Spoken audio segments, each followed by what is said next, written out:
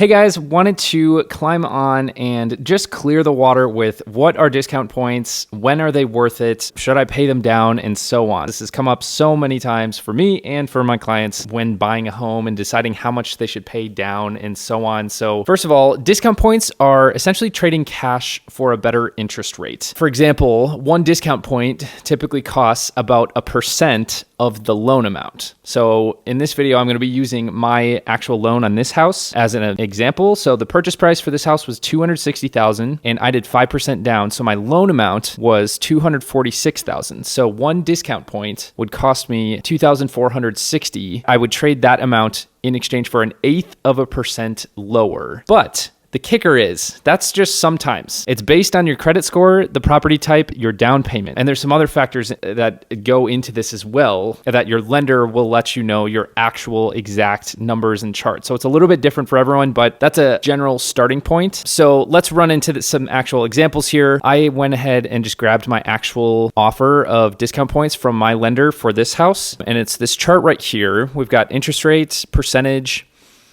points, and the principal and interest payment. And at the time of purchasing this house, the rates were, as you see, in between. It's essentially what would be like for me to pay 0 points wasn't even an option. So rates were like in between of 5 and 1/8%. So here are the cost amounts of dollars essentially for getting down to certain rates. The negative number here is they would actually pay me $54 at closing if I would take a 5 point, it's actually technically 5 1/8, 5.125 interest rate. And then if I went a 5% interest rate, it would cost me $731 down. So that's how this essentially works here. And then this is the affected principal and interest payment. And then in the yellow here, these are some added columns that I added that I think are really, really valuable into understanding whether it's worth it to you or not. And I want to show you how I came up with this. I just compare all my options to the default option, which is don't buy down discount points. Like just do the default, whatever the rates are, because that's a very common way to go about things. So this is the closest we have to 0, is them paying me $54 to do 5 1/8%. So in this field up here, you can see I took F24 minus F23. We're getting real geeky here. I took my difference in principal payments. So this $1,344 minus $1,325, and then multiply that by 12 to get annual. So that's about $19 a month it's saving. So over the course of a year, it is saving $227. And then just ran that same comparison for the next. What if we did 4.8%, 4.75, and 4.63, and so on. So here's those different costs of how much this would save me per year, essentially, if I pay this amount of cash.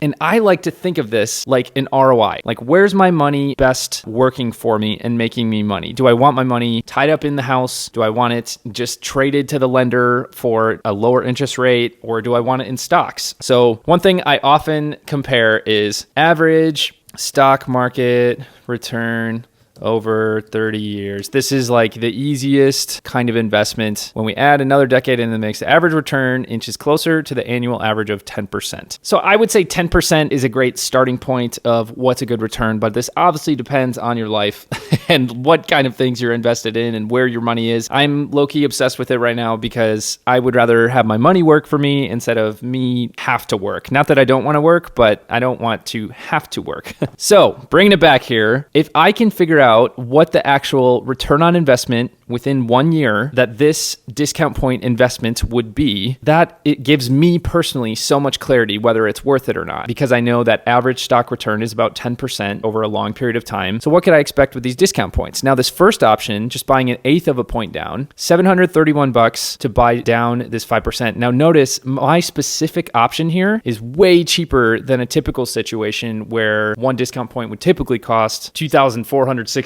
or like 1% of my loan amount. So partly because of my credit score, this property type, I was buying quite below my means with this house. So it was a lot safer to the bank. This first option, as we see, 31% return on investment. And that's essentially, I'm making, by spending $731 cash right away, that's saving me $227 a year, roughly. That's a 31% 8% return, which is pretty baller. And as you can see, I ran this for the other ones and it just gradually goes down. And then I've got my recoup time too, which is another, I think, great way to think about investing. Of how long is it going to take to get your original investment back? And this is a little bit different than with stocks. Your original investment, you typically get back and you're making like 10% on top of that. But with these discount points, you're not making money on top of your original investment.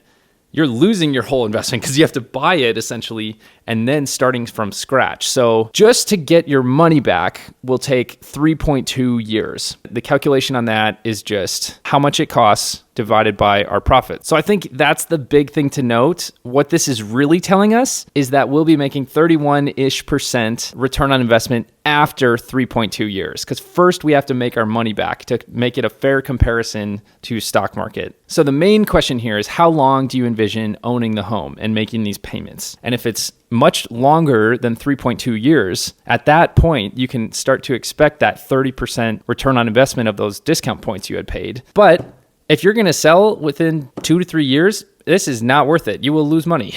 So what's been really fun for me is running these numbers on my own deals and for my clients to basically just save them money and help them as much as I can. And this is something that I thought people just need to know who are buying homes. This can really provide some clarity and save you so much money. Another thing I want to talk about too is you can go the other way. If down payment is an issue, you can actually take on a higher interest rate and they will pay you more at the closing table, essentially, that you can contribute that towards closing costs or down payment and so on. But that's going to make your monthly payment higher, which is not always great. And if pre-approval is an issue for you or something, that's going to be an issue. But if getting pre-approved is not an issue for you, if you have plenty of income, but just don't have the down payment, that could be worth looking into of just take a higher interest rate. And especially if the interest rates are really high at the time and you expect them to come down soon, that could be another thing. But I just wouldn't recommend ever trying to predict the interest rates because it's hella unpredictable. Also, one thing I want to note, these numbers are not going to be exact every year because it's essentially being amortized where each year that you pay down principal on the loan's going to be smaller. So you're not going to be saving $227 every year, but that's the first year what you would save. And then the next year will just be slightly lower based on your new principal balance of what's been paid down in that year. But it won't be a lot, especially in the first year, since most of your P&I or principal and interest will be really heavy loaded on the interest in the first few years. But this just gives some really good clarity on what's the rough recoup time going to be, what's the return on investment percentage annually, and how much does it actually cost. Oh, and last thing, can you guess which option I chose for this house? If you guessed 5% interest rate, you're right. I did pay $731 for a 5% interest rate. I'll definitely be here long enough to recoup that and start making that baller ROI. So I'm excited for that. So I hope so much that this helps you and makes you money. I'll catch you next time. Peace.